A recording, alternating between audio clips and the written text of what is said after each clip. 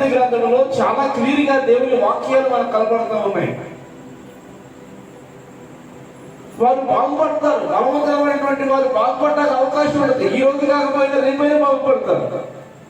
బలంగా నీకు ప్రార్థన చేస్తున్నావు అనుకో, బలంగా నీకు ప్రార్థన చేస్తున్నావు కాబట్టి నీ ప్రార్థనే నేను బాగు చేస్తాను. నీ ప్రార్థనే నీ సమస్య నుంచి వినిపిస్తుంది. నీ ప్రార్థనే నేను ఉన్నతమైనటువంటి స్థలాలకు తీసుకెళ్తాను. నీ ప్రార్థనే నీకు ఉన్నటువంటి ఆటంకాలన్నీ కూడా ఏం చేస్తానంటే తొలగించేస్తుంది.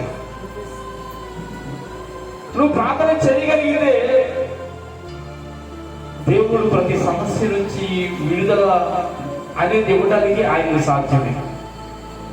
ఆయనకు అసాధ్యమైనట్టు ఏది లేదు. ఆయన సమస్తమును సాధ్యమే చేయగలిగిన దేవుడు. మీరు రక్షింపనేరక ఉన్నట్టు యెహోవా హస్తము కొరస కాదు అన్నాడు. ఎప్పుడు ఆ పదాన్ని ఉపయోగించాడు? దాని పై మాట మనం చదివితే అప్పుడు అర్థమైంది. నేను కింద మాట చదివాను, రక్షింపనేరక ఉన్నట్టు యెహోవా హస్తము కొరస కాదు. ఎప్పుడు ఏ సమయంలో దాని పై మాట ఏమంటే రక్షింపనేరక ఉన్నట్టు యెహోవా హస్తము కొరస కాదు, విననేరక ఉన్నట్లు ఆయన చెవులు బంధము కాదు. అంటే విననేరక ఉన్నట్లు నువ్వు ప్రార్థన చేస్తే ఆయన వింటాడు, బలము కలిగి ప్రార్థన చేస్తే ఆయన వింటాడు. మహా విశ్వాసము కలిగి, గొప్ప విశ్వాసము కలిగి, ఉన్నతమైనటువంటి విశ్వాసము కలిగి, దేవుని మీద నమ్మకము కలిగి నువ్వు ప్రార్థన చేస్తే ఆ ప్రార్థన శక్తివంతమైంది కనుక దేవుని చేతులు కదిలిస్తుందంట. నువ్వు చేసేటువంటి ప్రార్థన విశ్వాసముతో కూడినదైతే ఆ ప్రార్థన పిల్లల గమనించండి, పరమోన్నతమైనటువంటి దేవుడు చేతులు కదులుతాయి. దేవుని చేతులు కదిలించేటట్టుగా నీ ప్రార్థన ఉంటుంది కాక. మన అందరి చేతులు సమస్యలు ఉంటాయి, శోధనలు ఉంటాయి, కానీ ఆ సమస్య నుంచి, ఆ శోధన నుండి, ఆ బలహీనతను వినిపించాలంటే సర్వశక్తివంతుని ఆశ్రయాన్ని మనం పొంది ప్రతి దినము కూడా ప్రభా నాకు ఈ శ్రమ ఉంది, నాకు ఈ సమస్య ఉంది, నాకు ఈ బలహీనత ఉంది, నాకు ఈ బలహీనత నుంచి నన్ను విడిపించాలని చెప్పి నువ్వు మానక అనుదినము కూడా ప్రతిదినము నువ్వు ప్రార్థన చేయగలిగితే ఆయన చెవులు మందము కావంటే వింటాడంట. విననేరంగా ఉన్నట్టు నా చెవులు మందము కాలేదు, రక్షింప నేరంగా ఉన్నట్టు నా హస్తము కాదు. ఈ మాట పై పెట్టి ఆ మాట కింద పెడితే బాగుంటుంది. ఏ మాట? విననేరంగా ఉన్నట్టు నా చెవులు మందము కాలేదు, రక్షింప నేరంగా ఉన్నట్లు నా హస్తము కొరస కాదు. ప్రభునామానికి మహిమ కలుగునుగా. దేవునికి స్తోత్రం చెప్పండి ఒకసారి. అంటే దేవుడు వింటాడు. దేవుడు వింటాడా వినడా? వినే దేవుడా విననే దేవుడా? కొన్నిసార్లు మనుషులు వినరు నువ్వు మొరపెట్టుకుంటే. నీ శ్రమను మనుషుడు అర్థం చేసుకోడు. నీకున్న బాధను కొన్నిసార్లు నీ భర్తే అర్థం చేసుకోవచ్చు, వినకపోవచ్చు. లేకపోతే నీ భార్యే వినకపోవచ్చు, అర్థం చేసుకోకపోవచ్చు. కొన్నిసార్లు నీ సొంత పిల్లలే నీ బాధను అర్థం చేసుకోలేకపోవచ్చు. ఒకవేళ ఏదైనా సమస్య వచ్చి నువ్వు మంచం మీద పడుంటే నీ బిడ్డలు కొన్నిసార్లు నిన్ను పట్టించుకోపోవచ్చు. అమ్మా తిన్నావా తెలియదా అని అడగకుండా వాళ్ళ పనులు వాడు చేసుకోవచ్చు. కానీ దేవుడు అలా కాదంట. దేవుడు ప్రేమ గలవాడు. దేవుడు ప్రేమ గమనించండి, తన బిడ్డల ప్రతి మొరను వింటాడు. తన బిడ్డలు మొరపెట్టగా వినండి, దేవుడు తన బిడ్డలకు, దేవుని బిడ్డలు తనకు మొరపెట్టగా ఆయన ఆలకించేవాడు. అర్థమైందండి? ఆయన ఆలకించేవాడు. ఆయన ఆలకించి దేవుని బిడ్డలు గమనించండి, నీకున్న ప్రతి శ్రమను, ప్రతి విధమైన బలహీనత నుండి విడిపించి నీకు మంచి దినములను సిద్ధపరచగలిగినటువంటి గొప్ప దేవుడు. వాళ్ళ ఇంట్లో మంచి ఉంది, నీ ఇంట్లో మంచి లేదు. వాళ్ళు సంతోషంగా ఉన్నారు, నువ్వు సంతోషంగా లేవు. వాళ్ళ కుటుంబాలు హ్యాపీ ఉందని నా కుటుంబాలు హ్యాపీ లేదండి. అయితే వాళ్ళ కుటుంబంలాగా నీ కుటుంబం కూడా హ్యాపీగా ఉండాలి, నువ్వు కూడా సంతోషంగా ఉండాలి అని నువ్వు తలస్తే నువ్వు చేయాల్సినటువంటి పని ఏంటంటే ప్రార్థన చేయాలి. ప్రార్థనా శక్తి నీకు కావాలి. అందుకే భక్తుడు అంటాడు, ప్రార్థనా శక్తి నాకు కావాలయ్యా, నీ పరలోక అభిషేకం కావాలయ్యా. ప్రార్థనా శక్తి నాకు కావాలయ్యా, నీ పరలోక అభిషేకం కావాలయ్యా. యేసయ్యా కావాలయ్యా, అభిషేకము కావాలయ్యా, యేసయ్యా కావాలయ్యా, అభిషేకం కావాలయ్యా, ప్రార్థన శక్తి నాకు కావాలయ్యా, ఈ పరలోక అభిషేకము కావాలయ్యా. ఆమేన్ ఆమేన్. తోడ్రా యేసయ్యా అభిషేకము కావాలయ్యా. ఏలియా ప్రార్థింపగ పొందిన శక్తి నేను ప్రార్థింపగ దయచేయుమా. ఏలియా ప్రార్థింపగ పొందిన శక్తి నేను ప్రార్థింపగ దయచేయుమా.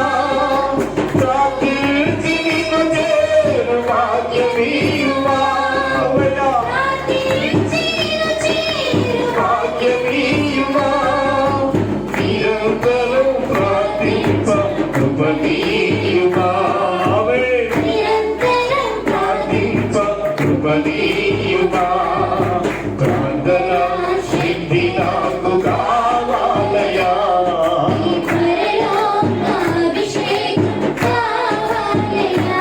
అలాగే ప్రార్థన శక్తి నాకు కావాలయా. కావాలయ్యా. యేసయ్యా కావాలయ్యా. అభిషేకం కావాలయ్యా. యేసయ్యా కావాలయ్యా.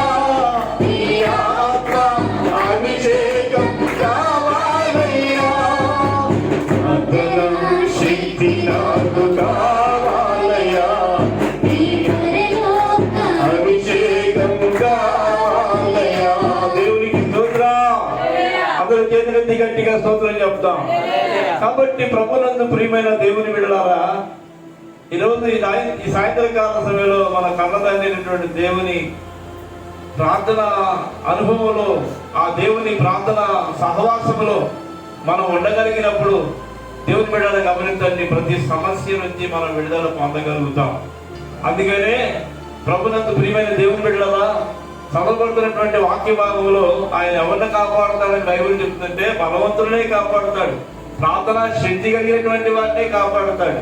ప్రార్థన లేనిటువంటి వారికి ఏ విధమైనటువంటి కాపుదల ఉండదని, ప్రార్థన చేయనటువంటి వారి కుటుంబాలకు ఏమంటే రక్షణ ఉండదని దేవుని వాక్యము చాలా సూటిగా మనకు కనపడుతుంది. యోబు గ్రంథం 24వ అధ్యాయము 22లో ఆ మాట అంటాడు. ప్రియులను గమనించండి, ఆయన తన బలము చేతను బలవంతులను కాపాడుతున్నాడు. బలవంతులనగా ప్రార్థన అనుభవం కలిగినటువంటి వారు, ప్రార్థన చేయడం చేతొచ్చినటువంటి వారు. ప్రియులను గమనించండి, ఏదో తిండి తిని బలవంతులు అవ్వటం కాదు, కానీ ప్రార్థన చేసి బలవంతులు అవ్వాలి. కొంతమంది తింటే బలం వస్తుంది అనుకుంటారు. తింటే వస్తేది బలమే, కానీ ఆ తింటే వచ్చేటువంటి బలాన్ని బట్టి సమస్య నుంచి విడుదల పొందలేడు, ఇక బలహీనత నుంచి విడుదల పొందలేడు. అయితే తినకపోయినప్పటికీ కూడా ప్రభువునందు ప్రియులు గమనించండి, ఏమండి ప్రతిదినము కూడా దేవునితో గడపడం, దేవునితో ఉండటం, దేవునితో సహవాసం చేయటం, ఏమండి చక్కటి ప్రార్థన ఆత్మను కలిగి ఉండటం, ఇటువంటి ప్రార్థన ఆత్మను కలిగిన ప్రతి ఒక్కడు కూడా బలవంతుడు కనుక అటువంటి బలవంతులనే కనతండ్రిని దేవుడు ఏం చేస్తాడంటే కాపాడుతాడంట. రాయబడినటువంటి మాట ఏమనంటే, ఏమండి ఆయన తన బలము చేతను బలవంతులను కాపాడుచున్నాడు అన్నాడు. అవునా? ఎవరిని కాపాడుతున్నాడు? బలవంతులను కాపాడుతున్నాడు. బలవంతుడు అయితే నువ్వు ఎప్పుడు కూడా నువ్వు క్షేమంగానే ఉంటావు. శరీర సంబంధంగా కూడా మనం ఒకసారి ఆలోచిద్దాం. బలవంతుడు ఎక్కువ కాలం బతుకుతాడు, బలహీనుడు ఎక్కువ కాలం బతుకుతాడు. పిరిగివాడు ఎక్కువ కాలం బతుకుతాడా, లేక ధైర్యంగా వాడు ఎక్కువ కాలం బతుకుతాడు? కరోనాతో చచ్చిపోయినటువంటి వాళ్ళు, పిరికితనంతో చచ్చిపోయినటువంటి వాళ్ళు చాలా మంది ఉన్నారు. ఏదో అయిపోద్ది అని చెప్పి వచ్చినటువంటి బలహీనత, అది బలహీనతే, అది అపాయకరమైనటువంటి బలహీనతే.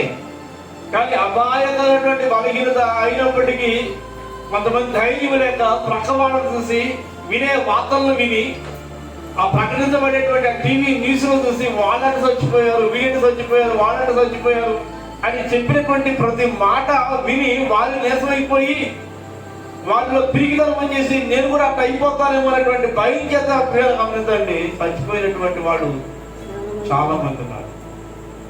అందుకనే మీరు ధైర్యంగా ఉండండి, ధైర్యంగా ఉండండి, ధైర్యంగా ఉండండి అని చెప్పి చాలా మంది భయపడమాకండి, దానికోసం భయపడమాకండి, మీ ధైర్యమే మిమ్మల్ని ధైర్యమే మీరు బ్రతకడానికి అవకాశం ఉంటుందని చెప్పి అనేక మంది న్యూస్లో కూడా పిల్లల గమనించని చెప్పినటువంటి సందర్భాలు మనం చూస్తూ ఉంటాం. వినండి, మనుషుడు ఎక్కువగా బ్రతికేటువంటి వాడు ఎవరంటే ధైర్యవంతుడు బ్రతుకుతాడు.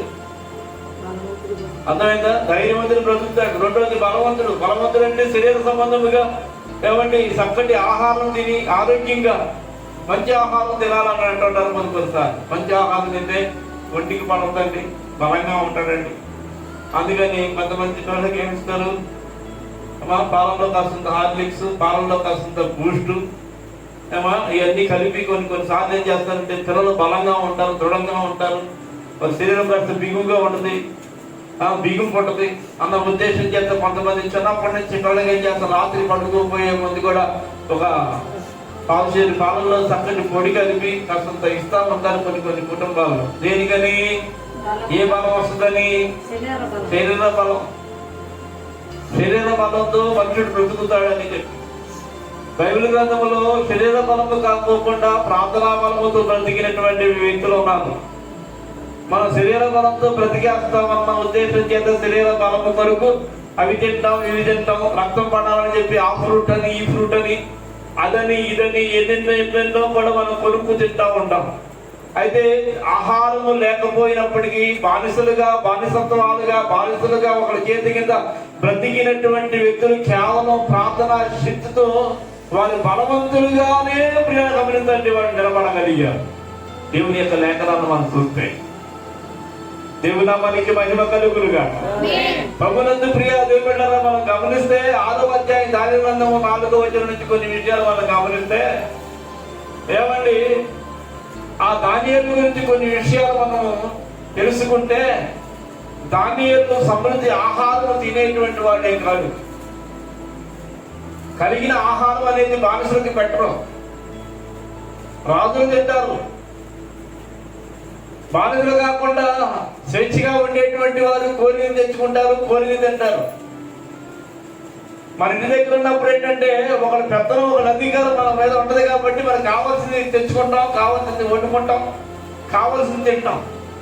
అయితే దానియేలు విషయంలో మనం చూస్తే దానియేలు ఏమండి బబులోను చెరకు వెళ్ళాడు, బబులోనుకి బానిసగా వెళ్ళాడు. బబులోనులో ఆ బబులోనీయులు ప్రియులు గమనించండి, ఆ నెబుకద్నెజరు ఉన్నాడు, బెల్షస్సరు ఉన్నాడు, తర్వాత దర్యావేషు ఉన్నాడు. వీళ్ళందరూ కూడా ఆధిపత్యంలో అనేక మంది బానిసలుగా బ్రతికారు, బానిసలుగా జీవించారు. అలాగే బానిసగా వెళ్ళినటువంటి వ్యక్తులలో దానియేలు కూడా ఒకడు. అయితే ఈ దానియేలుని గురించి మనం పరిశీలన చేస్తే ప్రియులు గమనించండి, దేవుని యందు మహాభక్తి కలిగిన వాడు, భయము కలిగిన వాడు, ఏ తప్పు చేయనటువంటి వాడు, ప్రతిదినము కూడా దేవునితో సహవాసము చేసేవాడు. ఆ దినము ఈ దినము అనేది కాదు, ప్రతిదినము కూడా ఎవరితో సహవాసం చేస్తూ ఉంటాడంటే దేవునితో సహవాసం చేస్తూ ఉంటాడు. ఆటంకాలు ఎదురైనప్పుడు కూడా ప్రార్థన అనేది అతను మానలేదు. మనకు కొద్దిగా ఆటంకం వస్తే ప్రార్థన చేయడం మానేస్తాం. కానీ దానియేలుకి ఆటంకపరచడానికి ఎన్నో అపవాది ప్రయత్నాలు చేశాడు. ఆ ప్రయత్నాలు చేసినప్పటికీ ఆ ప్రయత్నాలన్నింటినీ కూడా ఎదిరించాడు. ఎదిరించి ఏం చేశాడంటే నిలబడి ప్రార్థన చేశాడు, మోకాళ్ళని ప్రార్థన చేశాడు. ప్రార్థన శక్తి ఆయనలో ఉంది, దేవుని బలం ఆయనలో ఉంది. దేవుడు ఎవరిని కాపాడుతాడంటే బలవంతునే కాపాడుతాడు. అర్థమవుతుందండి మీకు? ఎవరిని కాపాడుతాడు? దేవుడు బలవంతునే కాపాడుతాడు. అయితే ఆ బలము ఎక్కడ ఉంది? దేవుని దగ్గర ఉంది. ఆ బలం పొందుకోవాలంటే దేవునితో గడపాలి, దేవునిలో ఉండాలి. కానీ వారంలో మనం ప్రార్థన పెడితే మనం రావటమే ఎప్పుడో ఒకసారి, కానీ సమస్యలు ఎలా పోతాయి? మంచి రోజులు ఎలా వస్తాయి? నువ్వు మంచి దినాన్ని చూడాలని చెప్పి ఆశపడుతున్నావు, మంచిదే. నీకు దేవుడు మంచిగా చేస్తాడు. విననేరంగా ఉన్నట్టు నా చెవులు మందము కాదు అన్నాడు. నువ్వు రావాలి, నువ్వు దేవుడితో సహవాసం చేయాలి, ప్రతిదినము కూడా బాధ్యత కలిగి ప్రార్థన చేయాలి. బాధ్యతతో నీ కుటుంబం పోషించుకోవడానికి పనికి వెళ్తున్నావు కదా. నీ కుటుంబ సమృద్ధి కోసం, నీ కుటుంబంలో ఆహారం సంపాదించుకుంటే కొరకు క్రమం తప్పకుండా పని వెతుక్కుని వెళ్తావు కదా. అలాగే ప్రార్థన వెతుక్కుని, ఈరోజు ప్రార్థన ఎక్కడుంది? ఈ రోజున సహవాసం గుడికి ఎక్కడుంది? ఎక్కడ ఇద్దరు ముగ్గురుగా మన సంఘం తరపులో కూడుకుంటున్నారు అని అడిగి నీవు దేవుని సన్నిధిలో ఉండగలగాలి. ఒకవేళ నువ్వు అడగకపోయినా నీకు తెలిసినప్పుడు, ఎవరైనా చెప్పినప్పుడు నువ్వేం చేయాలంటే నా దేవునితో గడిపే భాగ్యం, ఆ శక్తిని నేను అక్కడ పొందుకుంటాను. ప్రభునామానికి స్తోత్రం. ఆ శక్తిని ఎక్కడ పొందుకుంటాను? దేవుని యొద్ద పొందుకుంటాను, దేవుని యొద్ద పొందుకుంటాను అనేటువంటి ఉద్దేశంతో నీవు కనుక దేవుని సన్నిధిలో ఉండగలిగితే, దేవుని వాక్య ప్రకారంగా నువ్వు చేయగలిగితే అప్పుడు నువ్వు శక్తివంతుడు అనుకుంటావు. నీకు తెలియకోకుండానే నీలో ఆ శక్తిని ఇంప్లిమెంట్ చేస్తాడు, డెవలప్మెంట్ చేస్తాడు, నీలో పంపిస్తాడు. ఆ శక్తితో ప్రతి సమస్యను నువ్వు ఏం చేస్తావు? జయించడానికి అవకాశం ఉండదు. ప్రతి శోధనను జయించడానికి అవకాశం ఉండదు. ఎన్నిసార్లు ప్రియాల గమనించండి, దేవుని మనం నిలబడుతుంటాం. ఒకసారి జ్ఞాపకం చేసుకో. దానియేలుకి ఆటంకాలు వచ్చినప్పుడు కూడా తన ప్రార్థన చేయడం మాట్లా వింటున్నారా? దానియేలుకి ఆటంకాలు వచ్చినా ప్రార్థన చేయడం మాట్లా. దినములకు ఎన్నిసార్లు ప్రార్థన చేశాడు? ముమ్మారు ప్రార్థన చేశాడు. దినములకు ముమ్మారు ప్రార్థన చేశాడు. ఎక్కడ ప్రార్థన? తన ఇంట్లో కాదు, లేక తన ప్రాంతంలో కాదు, తను నివసించేటువంటి ప్రజల మధ్య కాదు, వేరే ప్రజల మధ్య ఊరుకోడు. ఆటంకాలు వస్తాయి, వింటే ఒక రకంగా ఎదురుగుతూ, అయినప్పటికీ కూడా ఎవరు కలిసేవాడు కదా. ధనవంతుడు ఎవరికంటే నా దేవునికి, నా దేవునితో సహవాసం అంతా నేను కోల్పోకూడదు. ప్రతిదినము కూడా నా దేవునితో నేను గడపాలి, నా దేవుని సన్నిధిని నేను అనుభవించాలి. నా దేవునితో నేనుంటే కొండంత బలం నాకు ఉంటుంది. ప్రభు నామానికి స్తోత్రం చెప్పండి. అర్థమైందా? నా దేవునితో ఉంటే కొండంత బలము నాకు ఉంటుంది అనేటువంటి సదుద్దేశం చేత ఆటంకాలు, అభ్యంతరాలు ఎదురైనప్పటికీ కూడా ఏమండి, చదవబడినటువంటి వాక్య భాగంలో దాని మాట చూపిస్తాను మీకు. 9వ వచనం 6-9. ఇట్టి శాసనము సంతకము చేయబడిన దానియేలు తెలుసుకొనెను. అతడు తన ఇంటికి వెళ్ళి యథాప్రకారము అనుదినము ముమ్మారు మోకాళ్ళుని తన ఇంటి పైగది కిటికీలు యెరూషలేము తట్టులకు తెరవబడి ఉండగా తన దేవునికి ప్రార్థిస్తూ ఆయనను స్తుతిస్తూ వచ్చాడు. అభ్యంతరాలు ఆటంకాలు ఎదిరినప్పటికీ కూడా ప్రార్థన అనేది చేయకుండా మానలేదని. అటువంటి వాడు బలవంతుడిగా బలహీనుడవుతాడా? దేవునితో సహవాసం కలిగిన వాడు బలహీనుడు ఎలా అవుతాడు? దేవునితో సహవాసం కలిగినటువంటి వాడు శక్తిహీనుడు ఎలా అవుతాడు? దేవునితో ఒక దినము కనుకుంటే 1000 దినాలు శ్రేష్టమన్నట్టుగా నేను అంటాను. ఒక్క దినము కాదు కానీ 1 గంట ప్రార్థన చేస్తే 1000 గంటల 1000 ఏనుగుల బలం వస్తుంది మనకి. ప్రభునామానికి మహిమ కలుగునిగా. 1 గంట బలంగా మనం విశ్వాసంతో ఎటు మనసు పెట్టుకోకుండా, ఎటు ఆలోచన చేయకోకుండా, ఎవరి గురించి నువ్వు పెట్టుకోకుండా, కేవలం నీ గదిలో రహస్యముగా నీ వెళ్ళి నీకున్నటువంటి సమస్యను ప్రభు పాదాల మీద పెట్టి నువ్వు బలంగా ప్రార్థన చేస్తే 1000 ఏనుగుల బలం ప్రార్థనలో మనం గమనిస్తే ఏది బలం. అరణ్యంలో ఏది బలమైందంటే ఏమంటాం?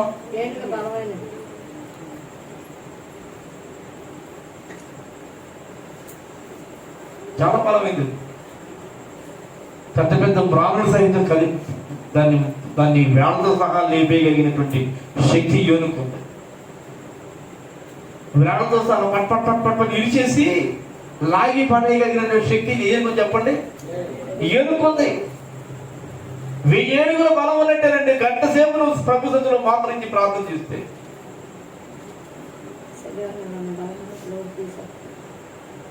కానీ ప్రార్థన చెయ్యం. మనకు కావాల్సింది ఏంటంటే దేవుని బలం కావాలంటే నువ్వు ప్రార్థన చేయాలి. శరీర బలం కావాలంటే తినాలి. చెప్పాను కదా, శరీర బలం కావాలంటే ఏం చేయాలి? తినాలి. అదే దేవుని బలము. దేవుని బలము నీకు కావాలంటే నువ్వేం చేయాలి? ప్రతిరోజు కూడా ఏం చేయాలంటే దినమునకు ముమ్మారు మనం భోజనం చేస్తాం. కానీ దినమునకు ముమ్మారు ప్రార్థన చేశాడు. దాన్ని దినమునకు 3 మార్లు ప్రార్థించిన దానియేలు నన్ను చేయుము దేవా. దినమునకు 3 మార్లు ప్రార్థించిన దానియేలు నన్ను చేయుము దేవా. నీదు సన్నిధానమందు విశ్వాసముతో, నీదు సన్నిధానమందు విశ్వాసముతో మోకరించి ప్రార్థించెడి. పాత్రగణను చేయుము దేవా,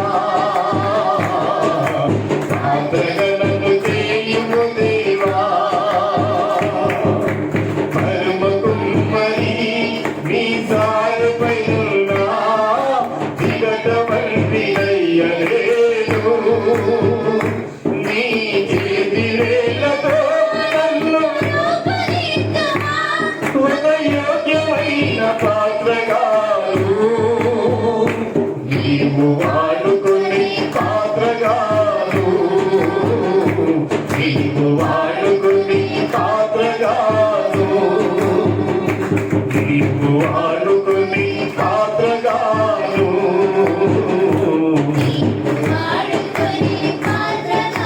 దేవుని నామానికి మహిమ కలుగును గాక. అందరూ గట్టిగా చేతులెత్తి స్తోత్రం చెప్పండి. ప్రతి దినం సరైనటువంటి ఆహారం బానిసలకు ఉండదు.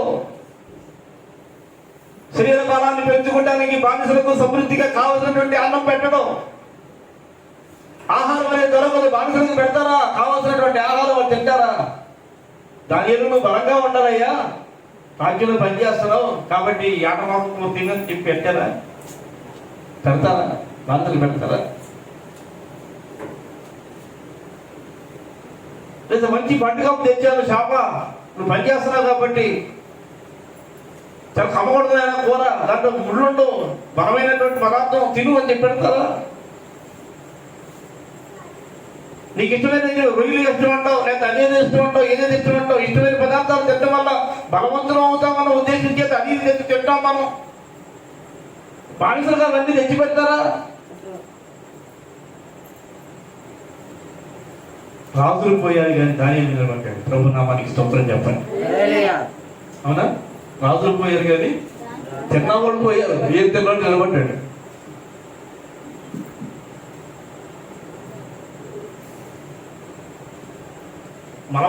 బలమైన ఆహారం తినేటువంటి వాడు పోయాడండి, కానీ దానియేలు నిలబడ్డాడు. కేవలం ఏంటంటే పస్తులు ఉన్నప్పటికీ కూడా ప్రార్థన మాత్రం చేయటం మాన. పని లేకపోయినా ప్రార్థన చేయటం మానకూడదు మనం. తిండి తినకపోయినా ప్రార్థన చేయటం మానకూడదు మనం. దేవుని సన్నిధిలో దేవుని బిడ్డలారా, దేవుని బలాన్ని పొందుకునేటువంటి ప్రతి ఒక్కరు ఆహారంతో కాదు. బైబిల్లో ప్రభు యేసుక్రీస్తు కూడా మాట్లాడాడు, మనుషుడు రొట్టె వల్ల మాత్రమే కాదయ్యా, దేవుని నోట నుండి వచ్చి ప్రతి మాట వలన బ్రతుకుతాడు. దేవుని నోట నుండి వచ్చి ప్రతి మాట వలన మనిషి జీవిస్తాడు. ప్రభు అయినటువంటి యేసుక్రీస్తు వారు సాతానుతో సవాల్ చేశాడు. నువ్వు తినమంటావంటి రాజు రొట్టె చేసుకుని, నీ మాట నేనేదేంటి, నీ మాట నేనేదేంటి, నేనెన్నో బ్రతకాల్సింది దేవుని మాట మీద. దేవుడు మాట ఇస్తే బ్రతుకుతా. ఆయన నేను ప్రార్థన చేసి నాకు బ్రతుకుంటుంది, నేను బలవంతుని అవుతాను, నేను ఆరోగ్యవంతులు అవుతాను, నేను శక్తివంతులు అవుతాను. అంతేగాని పెట్టి రొట్టెల వల్ల, లేక మాంసం వల్ల, లేకపోతే బలమైనటువంటి పదార్థాలు తినడం వల్ల నేను బలవంతుని కాలేను. నేను విశ్వాసం అనేది నేను కలిగి నా దేవునిలో బలము కలిగి నేను ప్రార్థన చేస్తే, ఆ ఉన్న కొద్ది ఓపికను నా దేవుని సన్నిధిలో ఉపయోగిస్తే, ఓపిక కొంచెమే కానీ ఉపయోగించు. నువ్వు ప్రార్థన చేయడం ప్రారంభించు. నీరసంగా ఉన్నప్పుడు కూడా మోకాళ్ళ మీద ప్రార్థన చేయడం ప్రారంభించు. ఆటోమేటిక్గా నేను ప్రార్థన చేయలేకపోతున్నాను అనుకుంటా నిన్నే క్రమక్రమంగా ఆత్మ నడిపింపు చేత నేను ఏం చేస్తాడు, బలముగా ప్రార్థన చేసేటువంటి శక్తిని నీకు ఇస్తాడు. ప్రభు నామానికి మహిమ కలుగును గాక. అందరూ చేతులెత్తి గట్టిగా స్తోత్రం చెప్పండి. కాబట్టి ప్రభునందు ప్రియమైన దేవుని బిడ్డలారా, బానిసగా అక్కడికి వెళ్ళినప్పటికీ ప్రతిదినము ఆహారం లేని స్థితిలో సరిగ్గా అంటే ఆహారం ఉండేది కానీ సరిగ్గా సమృద్ధి ఆహారం, రుచి కలిగినటువంటి ఆహారం ఉండేది కానీ. నా కొడుకు చెప్తున్నాడు అప్పుడు, నాన్న బిర్యానీ తిని చాలా కట్టుకుంటే ఎందుకు పెడతాడు? నోటికి ఇంపుగా రుచిగా ఏ కూర ఉండట్లేదు నాన్న, చాలా అయిపోయింది. మీరు దగ్గర అంటే నీకు ఇష్టమైనటువంటి విధానంలో తిన్నాం, అక్కడికి వెళ్తే పెట్టరు, డబ్బులు కట్టే పెట్టరు. దేవుని నామానికి స్తోత్రం. పాస్టర్ గారు అలాంటప్పుడు తీసుకొచ్చి చేయండి, ఇక్కడే ఉంటాడు, మనతో పాటే ఉంటాడు అని చెప్పి మీలో కొంతమందికి ఆలోచన రావచ్చు. తీసుకురా.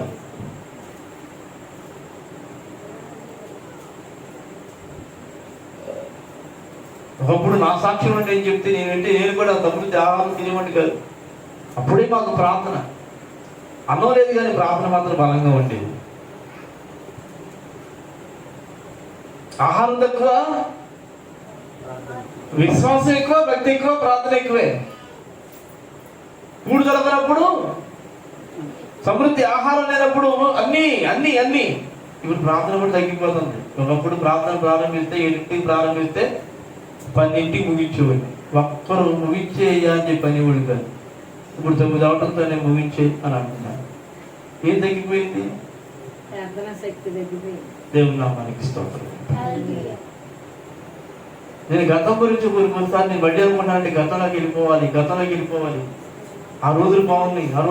సంఘం లేనప్పుడు అంత బలంగా, అంత విశ్వాసంగా, అంత దృఢంగా, ఆ కొద్దిమంది ఉన్నప్పటికీ వాళ్ళతో గంటలు మాట్లాడటం, గంటలు ఒక్కనే పాడేవాడిని. ఎన్ని పాటలు పాడేవాడినాం, డ్రమ్ములైనా కొట్టుకునేవాడిని. అందుకే నేను ఈ మధ్య ట్రై చేస్తున్నా, వాడికి కింద కూర్చుంటాం, ట్రై చేస్తున్నా, కాళ్ళు లాగే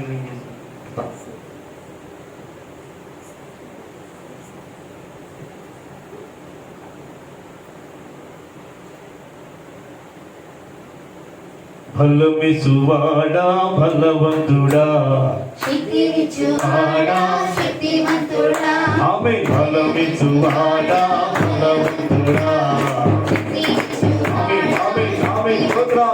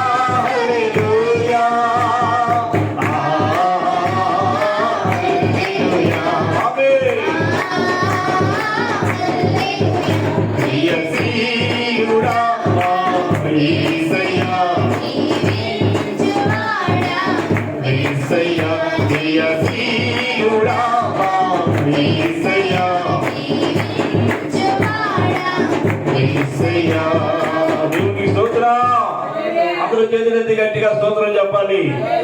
ప్రభు నామానికి మహిమ కలుగును గాక. కాబట్టి దేవుని సన్నిధిలో మనము బలవంతులమైతే మనం ఎప్పుడు కూడా క్షేమంగానే ఉంటాం. మన బలవంతులమైతే ఎప్పుడు కూడా మనకు మంచి రోజులే.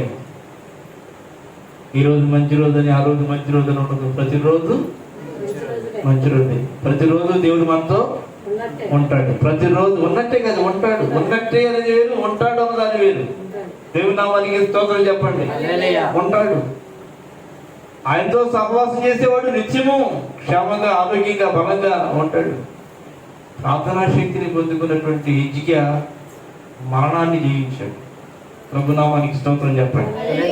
అవునా? ప్రార్థనా శక్తి, ప్రార్థన అనుభవం, దేవునితో సహవాసం ఉంది. దేవునితో సహవాసం ఉంది కాబట్టి యెషయా వచ్చి నడిమిశాల్లో నిలబడి మాట్లాడుతున్నాడు. హిజ్కియా, నువ్వు మరణం అవుతున్నావు, నువ్వు బ్రతకవు కనుక నీ ఇల్లు సత్తబెట్టుకోమని.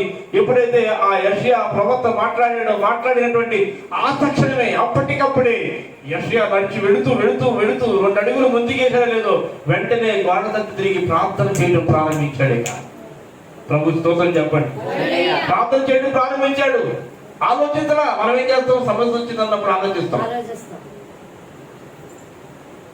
సమస్య వచ్చిందని మనం ఏం చేస్తాం? ఆలోచన చేసి అప్పుడు నిదానంగా ఆలోచించి ఏం చేద్దామా, ఏం చేద్దామా, ఈ సమస్య నుంచి బయటపడాలంటే ఏం చేద్దామా అని ఆలోచించిన తర్వాత అప్పుడు మనం ఏం చేస్తామంటే ఏదో నిర్ణయం చేసిన ఆ ప్రకారం ముందుకెళ్తాం. కానీ మనం మన గురువు గారు ఎవరైనా ఇచ్చికే గారు మన ముందున్న అందరూ గురువులే మనకి. దేవుని స్తోత్రం చెప్పండి. మన ముందున్న వాళ్ళందరూ కూడా వాళ్ళ మాదిరి మనకి, మన గురువు గారు. వాళ్ళని ఫాలో అవ్వాలి. ఆయన మరణకరమైనటువంటి రోగం ఎప్పుడైతే వచ్చిందని యెషయా చెప్పాడు, ఎప్పుడైతే మరణం అవుతున్నావు నువ్వు బ్రతకవు కనుక అని అన్నాడో అన్ని ఆ వెంటనే ఏం చేశాడంటే గోడ తట్టు తన మొఖము తన తిరిగి ఆయన్ని కూడా అడగలా, అయ్యా యెషయా గారు నా గురించి కాస్త రికమెండేషన్ చేయండి అయ్యా. ఆయన దైవజనుడు యెషయా ప్రవక్త. ఈయన మామూలు కేవలం రాజు ఎక్కువ, ప్రవక్త ఎక్కువ అంటే ప్రవక్త ఎక్కువ, లేకపోతే ఒక రకంగా చెప్పాలంటే విశ్వాసం ఎక్కువ, లేకపోతే దైవజనుడు ఎక్కువ. కానీ అక్కడ దైవజనుడి మీద కూడా ఆధారపడుకోకుండా, చెప్పినటువంటి ప్రవక్త మీద కూడా ఆధారపడుకోకుండా క్షణంగా ఏం చేశాడంటే ఆ యెషయా గారిని పిలిచి, అయ్యా నా కోసం ప్రార్థన చేయి, నాకు ఆయుష్యం అని చెప్పి దేవుడిని అడుగు అని చెప్పి యెషయా గారికి రికమెండేషన్ చేయకోకుండా, రికమెండేషన్ చేయమని దేవుడు చెప్పాలనుకోకుండా ఏం చేశాడంటే వెంటనే ఏం ఆలోచించుకోకుండా గోడకు తిరిగి ప్రార్థన ప్రారంభించాడు. శక్తి ఎప్పుడైతే ఆ ప్రార్థన చేశాడో చేసిన వెంటనే యెషయా గారు గుమ్మం అడుగు బయట పెట్టక ముందే మళ్ళీ దేవునితో నిలబడతాడు. ఇదిగో నా కుమారుడు ప్రార్థన చేశాడు, నిన్న వెనక్కి 15 సంవత్సరాలు ఆయుష్స్తున్నానని చెప్పి 15 సంవత్సరాల ఆయుష్ను పొడిగిస్తాడు. అదేదో డైరెక్ట్గా యెషయా కాకపోకుండా డైరెక్ట్గా ఇచ్చి అని చెప్పొచ్చుగా. డైరెక్ట్గా ప్రార్థన చేసింది ఎవరు? మనకి పాయింట్లు లాక్కోవాలి. మనం డైరెక్ట్గా ప్రార్థన చేసింది ఎవరు? ప్రార్థన చేసినప్పుడు చేసేదానికి చెప్పాలిగా, ఉత్తరం ఇవ్వాలిగా, ప్రత్యుత్తరం ఇవ్వాలిగా. కానీ ప్రత్యుత్తరం ఇవ్వకుండా ఎవరితో చెప్పిస్తున్నాడు? దైవజనుడు ద్వారా. అది ప్రార్థన చేస్తున్నాడు, నేను విన్నాను, నా చెవులే మందం కాలేదు, నాకు వినపడింది, బాధపడుతున్నాడు, 15 సంవత్సరాలు పొడిగించానని చెప్పుకో. అలాగేనయ్యా, అలాగే ప్రభు. వెనక్కి వెళ్ళాడు. అప్పటికి ప్రార్థన ఆపలమన్నాడు, ప్రార్థన చేస్తాడు. ఇజికియా ముద్ర మీద పెట్టి ఇజికియా ఏడుస్తున్నాడు, కళ్ళం నీళ్ళు కాస్తున్నాయి. అప్పుడు ఆ ప్రవక్త అయినటువంటి యెషయా కళ్ళు తెలిసి, దేవుడు మాకయ్యా దేవుడిని ప్రార్థనకి ఇచ్చాడు, ఇంకా 15 సంవత్సరాలు ఆయుష్ నీకు ఇచ్చాడు. ఏముంది ఆయనలో? ఏముంది? ప్రార్థన శక్తి.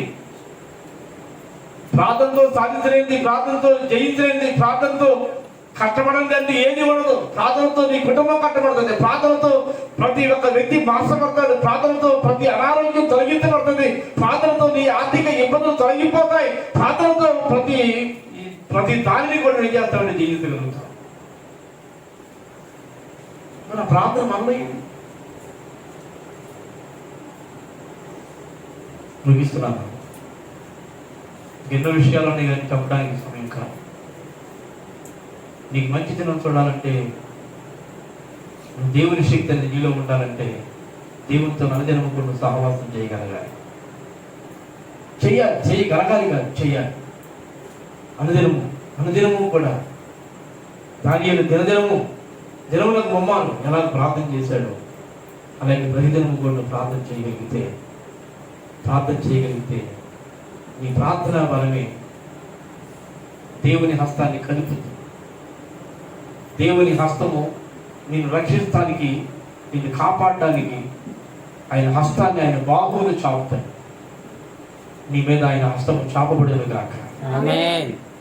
నువ్వు ఆశించిన ప్రకారముగా నీ కుటుంబంలో ప్రతి కీడు తొలగిపోవును గాక, ప్రతి బలహీనతలు తొలగిపోవును గాక, సమృద్ధి సంతోషం ఉండును గాక, అద్భుతమైనటువంటి కార్యాలు సూచుదువు గాక.